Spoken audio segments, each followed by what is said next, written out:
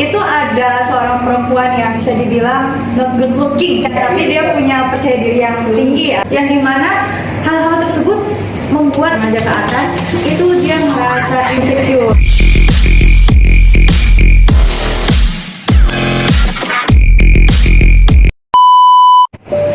Hai sahabat milenial, welcome to Public Speaking Bali Dwipa University. Dengan sangat antusias pada kesempatan ini perkenalkan saya Ayuni Mas, salah satu mahasiswi psikologi semester 5 dan akan memandu acara yang sangat luar biasa ini hingga sampai selesai. Pada hari ini saya akan memandu acara dengan judul Give Yourself Permission to Love Again, yang artinya menerima ketidaksempurnaan langkah adalah sebagai langkah dasar menghargai dirimu. Nah, sebelum kita memulai dalam acara public speaking ini, saya akan memperkenalkan salah satu narasumber kita. Hai Miwa. Hai Nat. Alhamdulillah baik. Ya. Hai semuanya, gimana kabarnya semua yang ada di sana? Luar biasa. Nah, kita mau bahas apa nih? Tema kita hari ini adalah tentang self love ya pastinya. Judulnya Give Yourself Permission to Love Again. Nah, itu kayaknya lagi marak-maraknya nih ya, kayak di dunia remaja gitu ya. Kayak gitu. Ada nggak kaitannya saya pernah ya, Mbak ya, mendengarkan, tapi nonton belum sih, tapi mendengarkan sebuah judul film yang sangat luar biasa ini ya, yang berjudul Imperfect. Oh iya, betul banget. Ya, Yang benar Imperfect nggak? itu ya ada kaitannya ya sama pembahasan kita pada siang hari ini, sore hari ini gitu. Yang dimana itu ada seorang perempuan yang dia lebih bisa dibilang not good looking gitu. Yes. Ya kan? Terus habis itu dia itu Tapi pede banget. iya, tapi dia punya percaya diri yang tinggi ya di situ. Pada suatu hari dia dipanggil tuh sama atasannya. Terus habis itu dibilang kalau misalnya kamu mau naik jabatan, kamu harus good looking. Jadi nggak cuma pinter doang, gitu ya kayak. Ya benar Benar kan? gitu ya. Nah, di situ jadi kita melihat banget ya kalau misalnya fisik itu juga ternyata dipandang gitu. Jadi kadang-kala pintar itu kalah sama fisik. Iya, Ya nggak sih, benar. kalau misalnya di dunia sekarang ini. Iya, karena pertama kali biasanya orang melihat kan fisik ya, tapi kalau orang sudah fisiknya itu berkelas, otomatis orang akan melihat ya second time is okay, pasti dia cerdas. Nah, benar nggak sih? Iya, itu ada penilaian yang seperti itu nih sekarang. Jadi secara langsung di alam bawah sadar kita gitu, secara nggak langsung di alam bawah sadar kita, kalau misalnya kita melihat orang yang dia good looking, pasti bawaannya udah, wah dia udah sempurna, ada tolak ukurnya di situ gitu. Nah, itu ternyata termasuk loh Kak dalam problema pada remaja. Jadi banyak sekali insecurity ya, yang dimana hal-hal tersebut membuat anak-anak di usia remaja ke atas ya, remaja ke atas itu dia ngerasa insecure. Salah satunya tentang penampilan. Kemudian ada lagi beberapa yaitu tentang pendidikan, tentang cinta, terus ada bullying, terus ada persahabatan juga gitu, terus ada tentang mencari jati diri kayak gitu. Ya. Kakak pernah nggak sih ngerasain insecure gitu? Pernah sih. Coba kakak sharing-sharing deh nih, kita sharing-sharing. Dulu sih waktu kakak kuliah ya, karena kakak tuh kan kuliahnya di luar kota. Ya. Tapi ya teman-teman sih kadang-kadang ya namanya itu persaingan ya, persaingan antara teman gitu.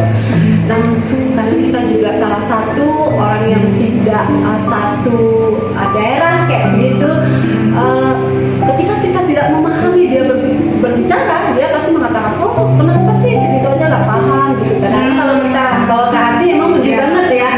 Tapi yang untuk ekstrim sih enggak ya. Tapi kalau anak-anak remaja sekarang ini dia lebih sensitif daripada kita dulu. Jangan kita mungkin beda ya. Nah, Iya. seperti itu. Kakak sih mengalami cuman hal-hal yang begitu. Ada di luar ekstrim sih belum sih ya. Karena akan merasa bahwa itu adalah support juga. Berarti kakak termasuk orang beruntung. Berarti kakak udah termasuk sangat ya. Iya, udah masuk ke self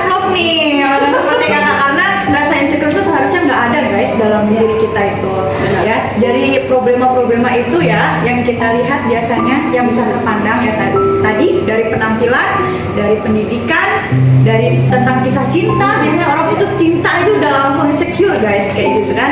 Terus habis itu ada tentang persahabatan, terus tentang pergaulan gitu. Nah, dari adanya problema tersebut yang terjadi pada masing-masing diri kita, maka muncullah rasa insecure itu kan.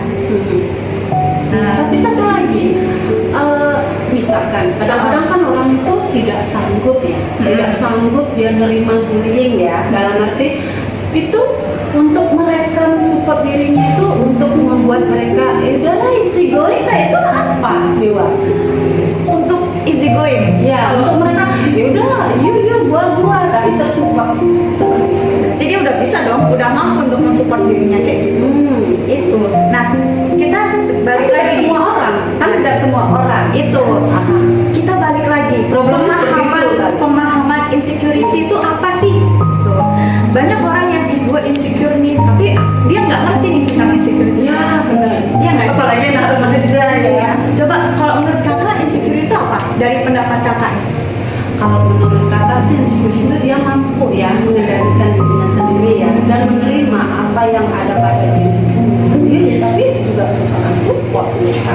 Kalau itu sih, kalau menurut aku itu self love. Nah, Ya. kalau insecurity itu dia lebih ke negatif kan. Oh Lebih ke negatif, jadi dimana dia itu merasa nggak aman, dia merasa nggak nyaman, dia merasa pada segala malu. sesuatu yang dia punya. Iya, dia merasa malu sama dirinya sendiri, dia nggak pede, dia nggak percaya diri, dia nggak bisa nerima. This is me itu masih belum Kalau bisa dia nerima. punya kesenjangan sosial itu termasuk nggak di situ? Misalnya dia merasa dirinya teman-temannya itu bawa mobil, dia enggak, ya itu termasuk Yes, nggak? itu termasuk kalau misalnya dia merasa berbeda loh ya. Kalau dia merasa ih teman-temanku pada bawa mobil, aku enggak, itu salah satu ciri insecure.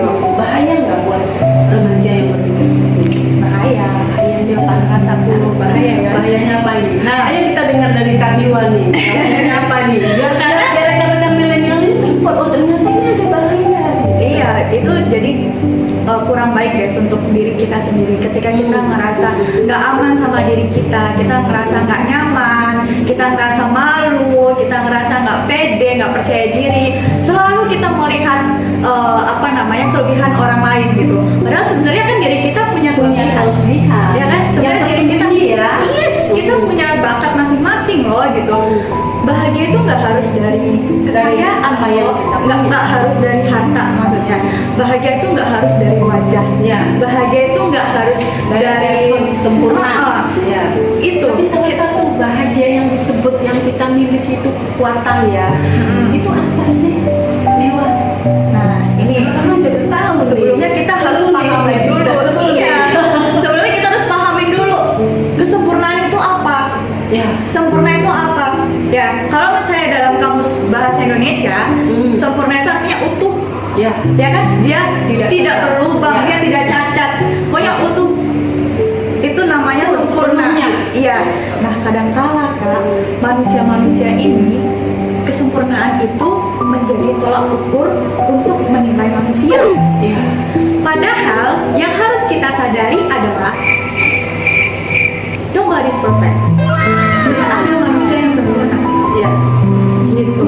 Jadi sempurna. Jadi Tuhan yang paling sempurna. Ya. Percaya kan? Iya. Iya.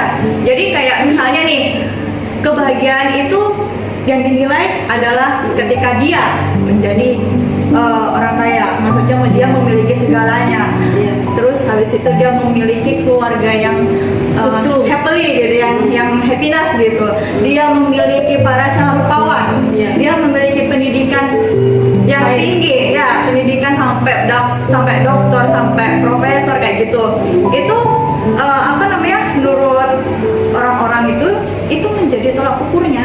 Gitu. Ya. Itu menjadi tolak ukur orang ini bahagia banget sih, dia hidupnya perfect banget sih, sempurna banget sih. Padahal sebenarnya nggak ada yang seperti itu. Seberapa pemikiran mewah tentang skill itu orang dari pemahaman orang kota maupun orang desa. Kehidupan remaja ini kan ada kehidupan yang desa yang begitu lebih cuek dengan kehidupan yang yang membeda-bedakan dirinya terhadap orang lain. Tapi yang remaja yang di kota ini lebih condong ya, sering memperlihatkan sesuatu kepada orang lain yang merangsang orang lain dilihatin. Nah, itu kenapa bisa seperti itu? Nah, perbedaannya itu di mana? Karena mereka kurang merasa cukup.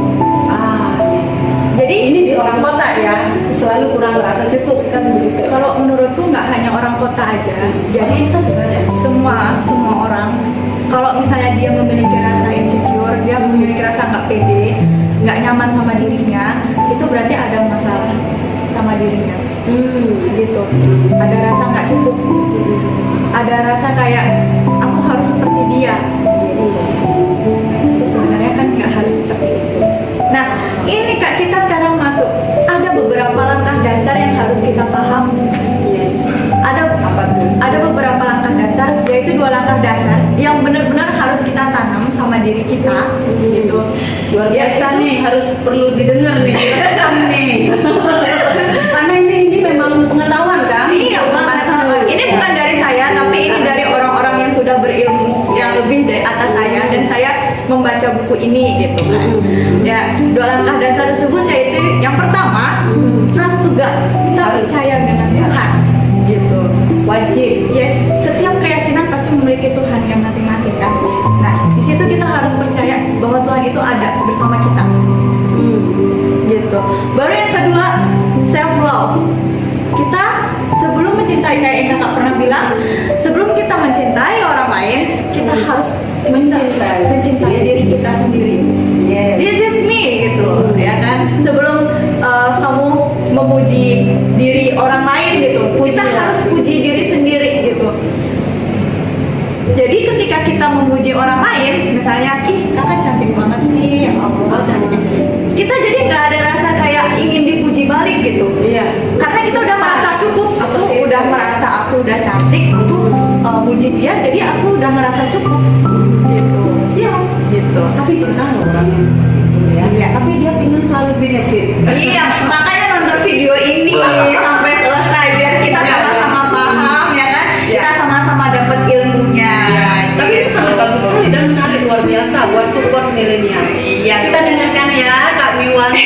Apalagi nih. Nah, terus self love itu apa sih, gitu kan? Nah, kalau misalnya dari pembahasan buku-buku self love itu, ketika kita mencintai semua yang ada pada diri kita, termasuk energi kita dan hal-hal dari yang kecil hingga terbesar. Self love adalah bagian dari mencintai diri dan pencipta kita. Gitu. Jadi kalau misalnya kita udah mencintai diri kita sendiri, aku udah berdamai. Kayak misalnya saya dulu pernah dibully kayak saya itu tipe orang yang sering melakukan hal-hal konyol gitu ya, tapi itu tanpa disadari gitu. Iya. Itu jadi saya kadang ngerasa kayak aduh kok aku malu-maluin banget ya gitu. Ya, menyalahkan diri sendiri. Kayak nyalahin diri sendiri. Tapi kalau misalnya kita udah berdamai sama diri sendiri, it's okay, itu kekurangan, nggak apa-apa kok. Harus bisa menerima. Iya, aku bisa menerima. Ketika kita sudah menerima, kita mampu memperbaiki itu menjadi lebih baik dan tanpa ada rasa kayak aku menjadi tolak ukur. Betul banget, gitu. Ya. Ya. Terus Sangat bagus. iya, Luar biasa. Ya, nanti kita akan cuplikan buku ini, kita mungkin menjadi suatu cerminan ya. Oke, pastilah. Jadi 2 langkah dasar itu ya. Kalau misalnya kita udah mencintai diri kita sendiri juga, ketika orang lain mau menghantam kita, gitu kan? Misalnya kita udah self love nih, udah mencari diri, kita udah punya tujuan tertentu, gitu. Udah punya tujuan jalan hidup kita. Kayak misalnya saya kuliah jurusan psikologi, contohnya gitu ya. Saya jurusan psikologi. Kemudian saya udah punya rangkaian hidup saya. Oh, saya nanti habis ini mau kayak gini. Saya mau kayak gini, Memiliki step hidup. Ya, memiliki step perjalanan hidup. Otomatis gak semua orang itu bisa menerima perjalanan hidup saya. Menerima apa yang kita pikirkan. Yes, pasti nanti ada aja orang-orang yang berpikir negatif. Ini kok mau aja sih lu kayak gitu. Karena kamu tuh lebih cocok tuh di sini loh daripada di situ. Pasti ada belokan-belokan kayak gitu. Padahal Kalau kita sendiri. Nah, kalau kita nggak paham soal self love, soal mencintai diri sendiri, Timbul emosi. bakal hancur. Ya kita bakal belok nih. Ya juga sih benar kata dia. Kayaknya aku nggak cocok di sini deh. Tapi kalau kita udah pede nih sama kita, aku passionku di situ kok. Lalu siapa? Momen-momen gitu kan? Ya gue harus fokus sama tujuan gue dong gitu. Berarti itu sangat luar biasa. Berarti kita sendiri harus memiliki keputusan sendiri. Apa yang Iya. kita mau jalankan itulah keputusan kita. Begitu Betul kan? sekali. Jadi kita harus tahu nih hal-hal yang bisa kita kontrol dan hal-hal yang nggak bisa kita kontrol. Itu ada batasannya ya guys. Jadi bukan berarti kita itu bisa mengontrol semuanya. Apalagi perempuan yang katanya dia multitasking gitu ya. Iya. Nah itu bukan berarti kita bisa mengontrol semuanya. Ada hal-hal yang bisa kita kontrol, yang bisa kita kendalikan, dan ada juga yang nggak bisa kita kendalikan Sama sekali. Sehingga butuh orang. bukan Ya. butuh orang, jadi lebih tepatnya kayak Energi kita nggak kita. perlu ngurusin itu, energi kita nggak perlu terbuang untuk hal itu, karena kita udah tahu kalau kita emang nggak bisa mengontrol hal tersebut. Iya. Contohnya nih ya, hal-hal yang bisa kita bisa kendalikan gitu. Ya. Hal-hal yang bisa kita kendalikan Yang bisa kita damaikan pada diri sendiri. itu kayak cara bicara kita, bahasa kita. Iya.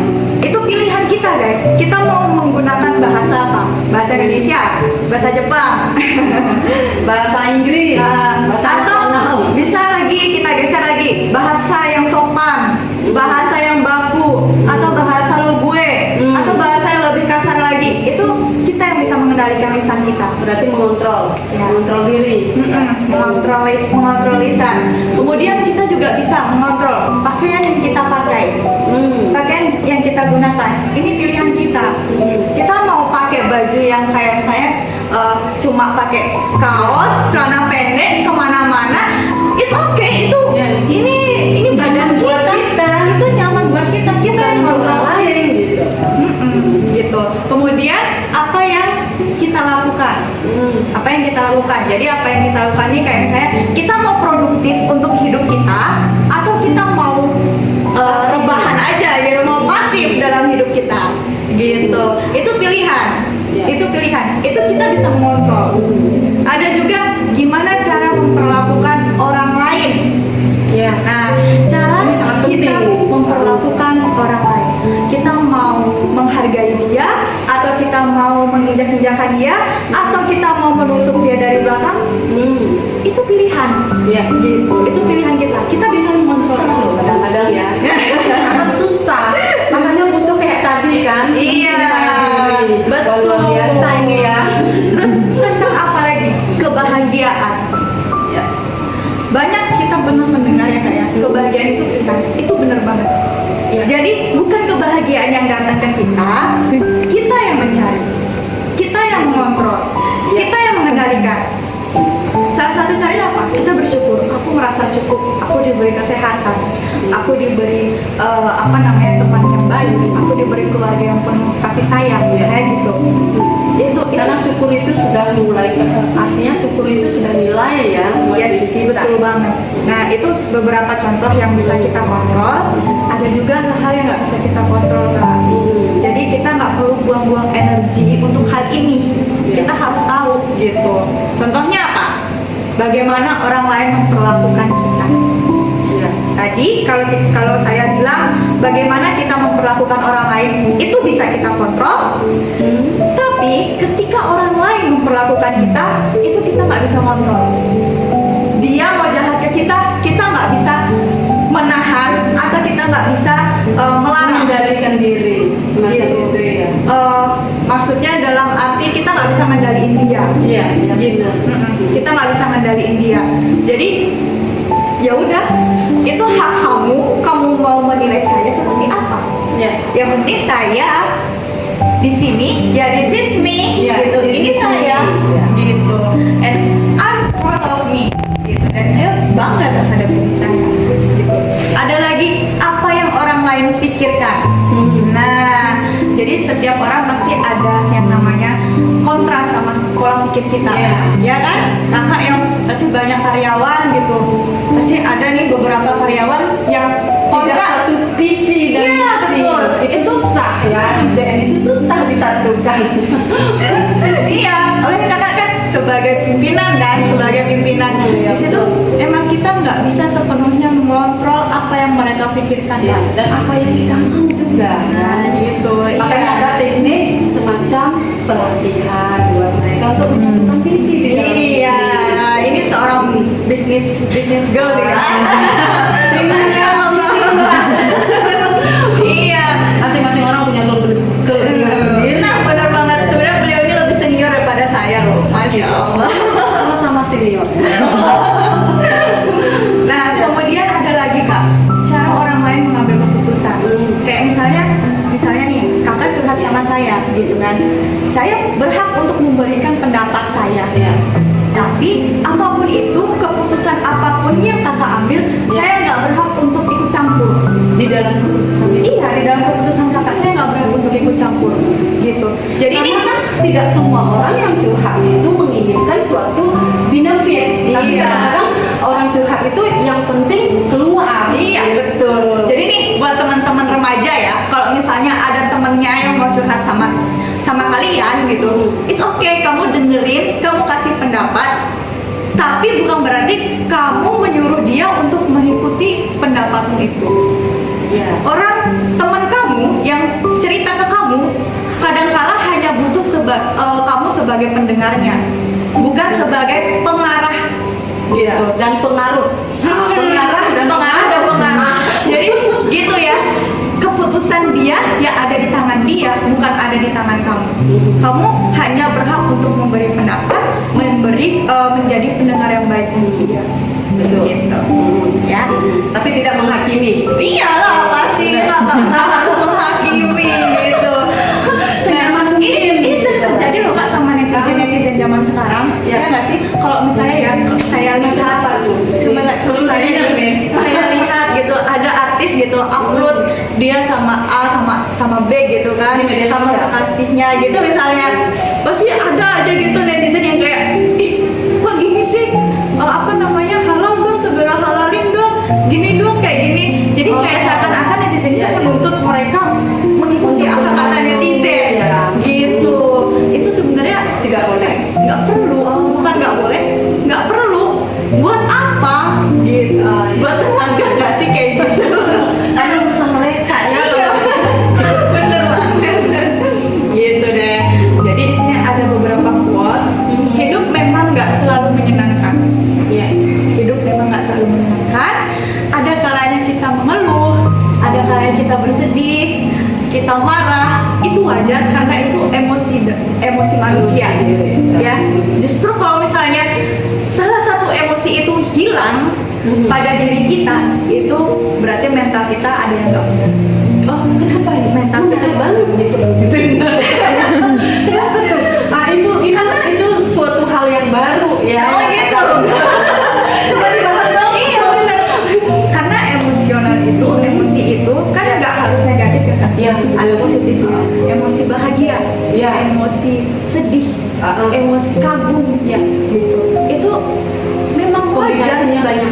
Wajar ada pada diri manusia, gitu. Karena Tuhan sudah menciptakan itu. Ketika kita menghilangkan satu emosi itu, Salah satunya gitu. salah satunya kayak misalnya nih ada yang bilang aku udah nggak bisa nangis lagi kalau ada masalah. Itu justru salah. Kadang-kadang ada juga ya. Itu Tapi justru tidak banyak salah. persentasenya kali ya.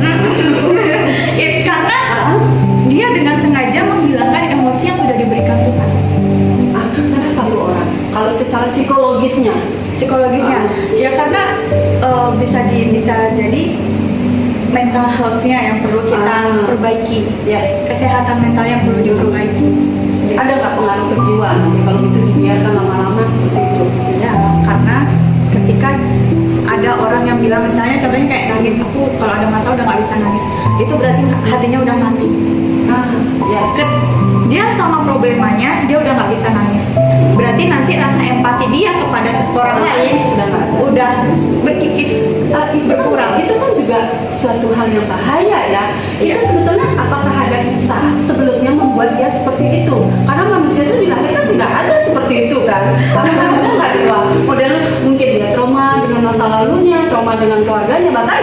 punya trauma dengan orang-orang kan ya.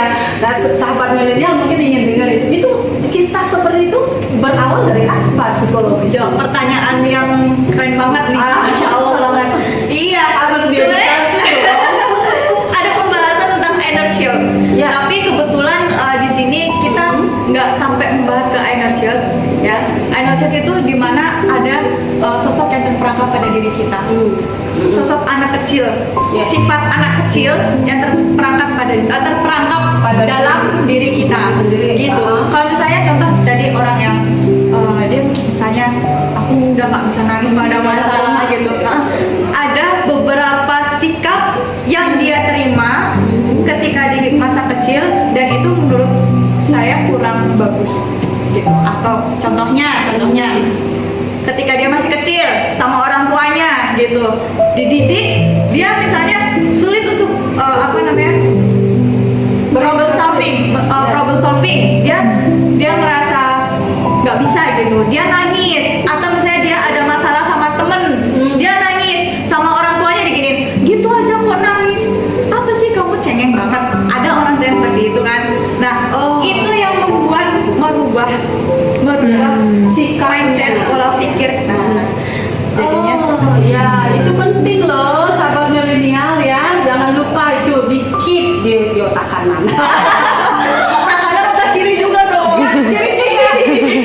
Tapi kanan lebih kuat. Oh gitu. Oke. Masya Allah. Iya. Ini menarik banget ya. Iya dong, Dari harus ngobrolnya nih. dong. Ini bagus banget nih sahabat milenial nih. Masya Allah. Wajib nanti dicatat-catat, ada pertanyaan silakan. Oke. Di sini ada pertanyaan nih Kak. Self love itu egois nggak sih? Kalau kita bilang egois sih enggak ya. Tapi kalau di zaman sekarang ya, kalau kita menganggap di zaman sekarang, ya egois juga. Karena dia merasa dirinya, yaudah saya lu kayak gitu, ya. Tapi dia kalau kita bawa ke pribadi kita yang normal nih, itu enggak egois kok. Itu justru memacu kita, gitu loh. Nah di sini ada yang perlu kita luruskan. Memang banyak orang yang menilai kalau yang seperti itu egois. Ya menarik nih. Patut didengar. Kita harus membedakan mana yang egois dan mana yang self love. Ya. Egois itu bukan berarti dia self love loh ya. Tapi self itu nggak egois.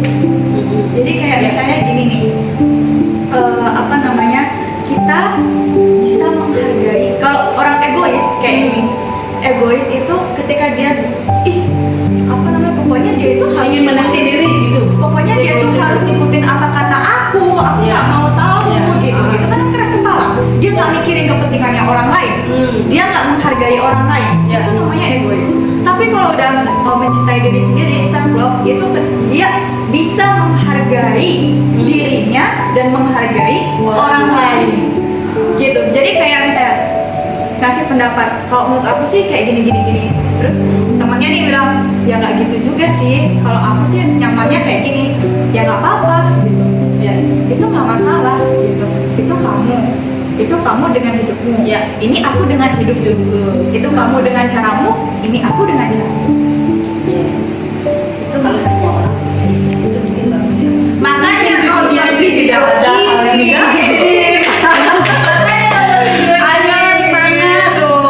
Rekan-rekan milenial ini mungkin perlu juga ya, karena supaya tidak ada pengaruh-pengaruh negatif. Karena sekarang netizen ini kan pada ya sedikit negatif lah ya.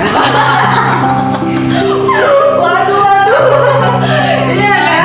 Jadi gimana nih kesimpulan dari cerita kita jumlah kita pada sore hari ini gitu.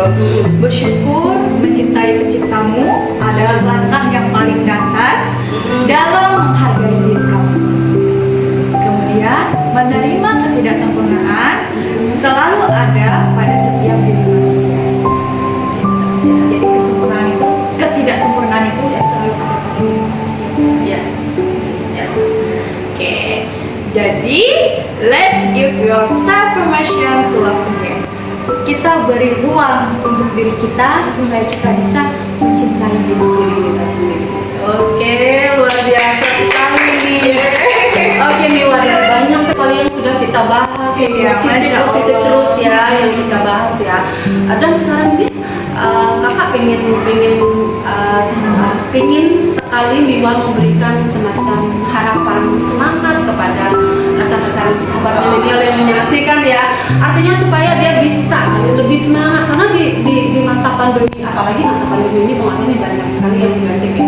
Nah, apa sebenarnya sebelum kita close ini, apa sih sebenarnya harapan dan semangatnya Miwa nih terhadap mereka? Ayo didengar rekan-rekan milenial. Oke teman-teman, jadi di sini yang nggak banyak ya, karena tadi kita udah deep talk banget. Ya.